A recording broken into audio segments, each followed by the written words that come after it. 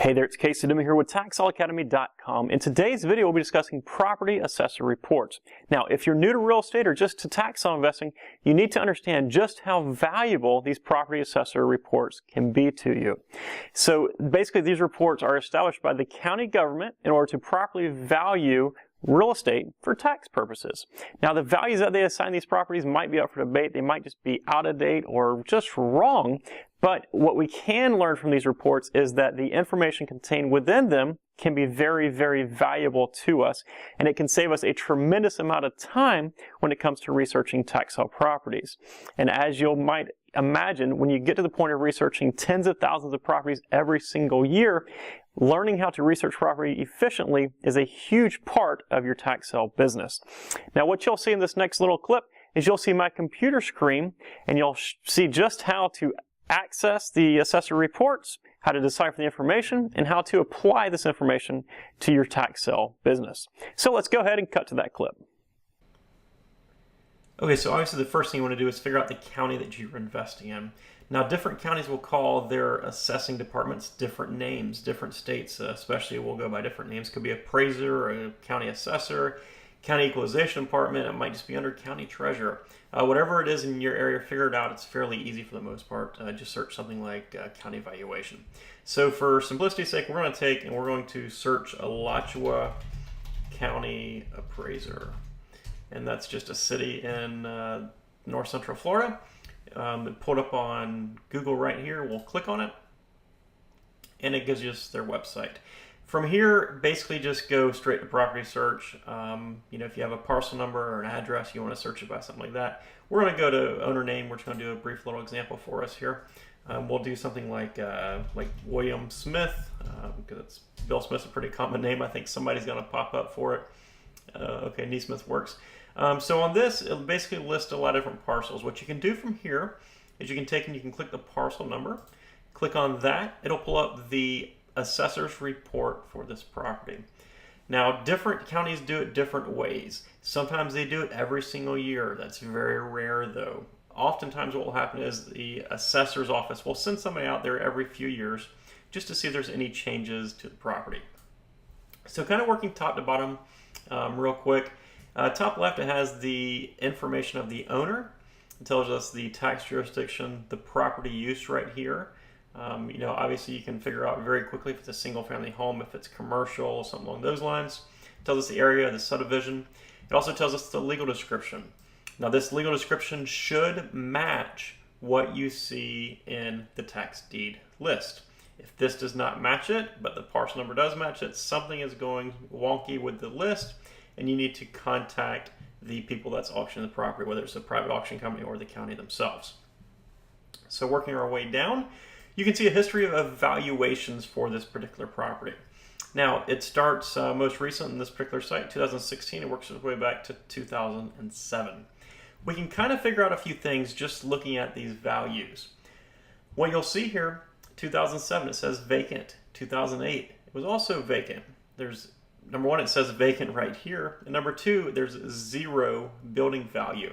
So this tells us right off the bat the house was built in 2009, or at least that's when they figured out that there was a house on this piece of property, and then they started taxing it or valuing it based on its improved value. And then from there you can see that the values kind of rise and they fall and they rise again. And this shouldn't really concern you a whole lot because this is about the time assessors really started revaluing stuff based upon the real estate bust. So you can take these numbers, they went down, they went up. Now, if you were to see this number here and it went from 184,400 and then it dropped down to say $35,000 or something like that, and then it stayed $35,000 for the next year, obviously that's a sign that you need to look out for, because maybe they bulldozed the house, maybe the house caught on fire and they just built something half the size. Whatever the situation is, if you see a huge jump in values like that, you need to figure out why. Okay, so we can kind of continue scrolling over here. A lot of the deferred value, county assessed, school assessed, exemptions, that kind of stuff, these will definitely vary from jurisdiction to jurisdiction. Mainly what we're looking for here is just we're trying to pick out the information that will help us in determining, number one, what's on this property, and number two, what this property is worth to us as a tax sale investor. Obviously the tax amounts, this kind of stuff does matter, but we're primarily here basically just to figure out what this property is. So we can kind of scroll down a little bit here. The land use right here, it tells us the use, the zoning type, units, that kind of thing.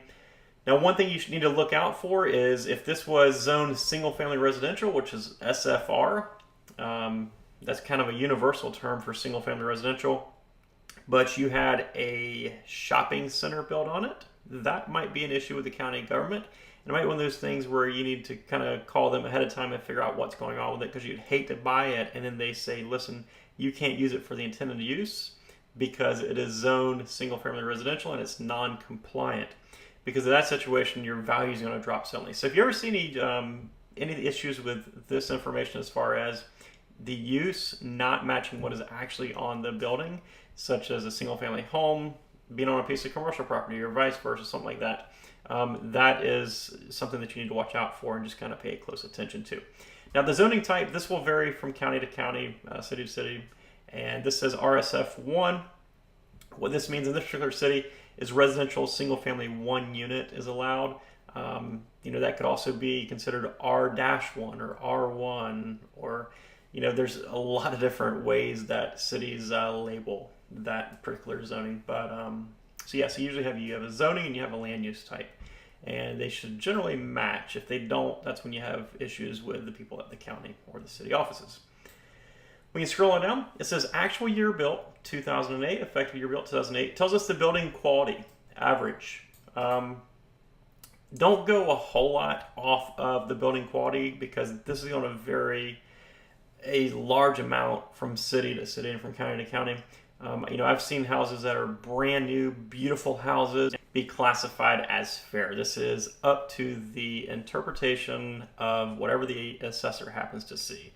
He might be in a bad mood and not think anything is pretty that day, and he could put it as fair. So don't really look too far into that.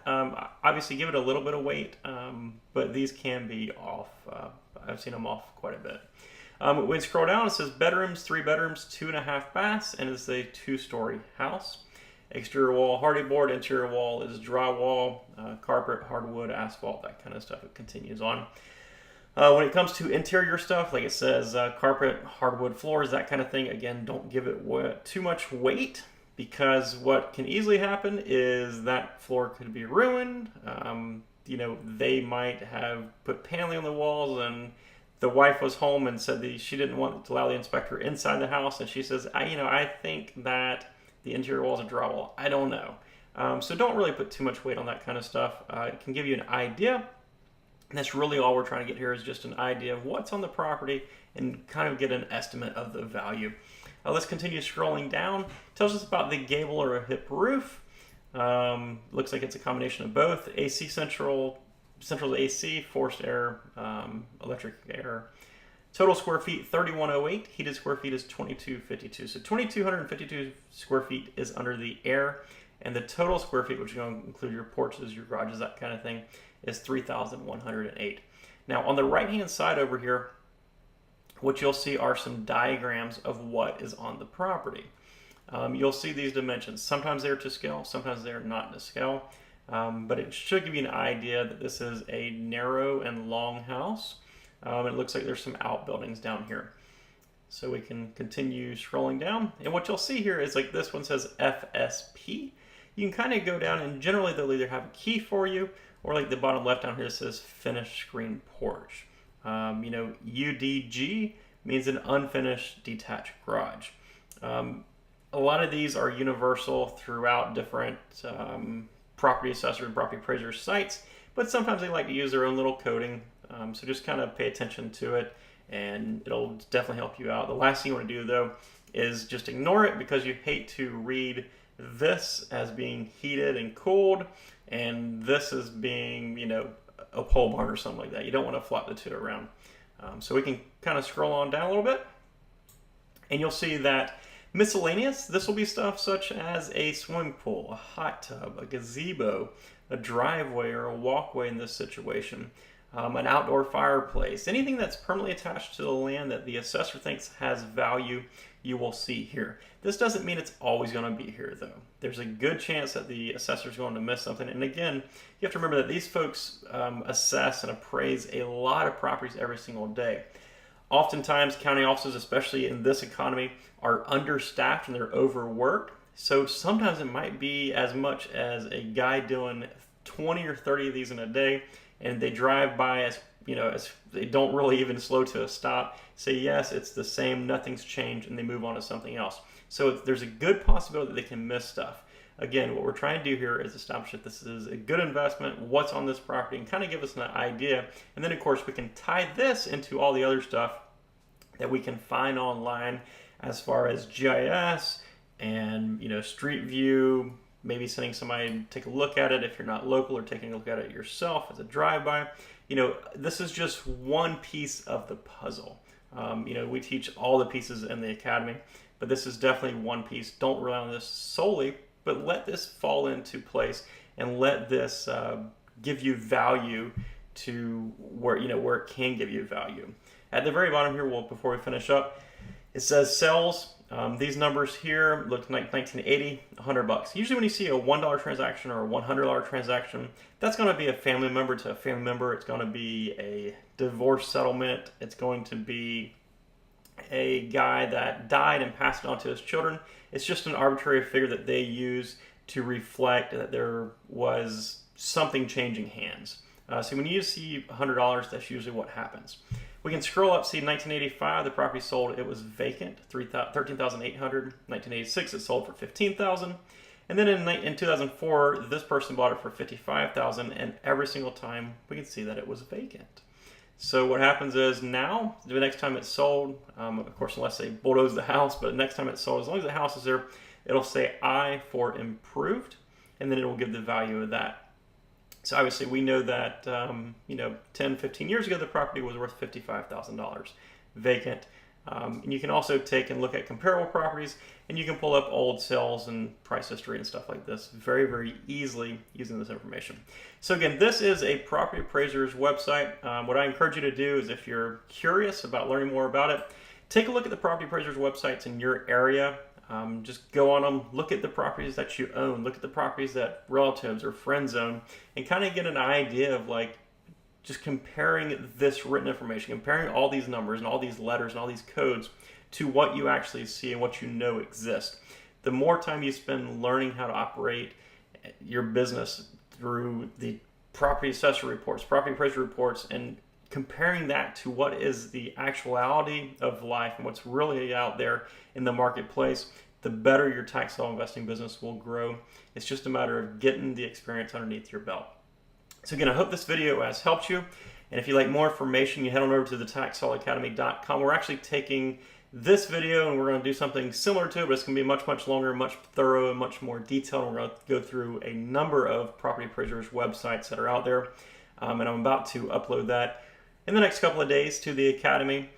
So if you join the Academy anytime soon, or if you're an existing member, it's definitely something you want to check out. It'll be under the property appraiser section in the workshops, and it's something that'll be very, very helpful to you. So yeah, I hope this video helps you out. If you have any questions, head on over to taxsaleacademy.com, shoot me an email through that page. More than happy to help you out. You can also take a look at the videos over there and download your free copy of my ebook, which is the Tax Sale Investing Blueprint. Have a great day, folks. Take care. Bye-bye.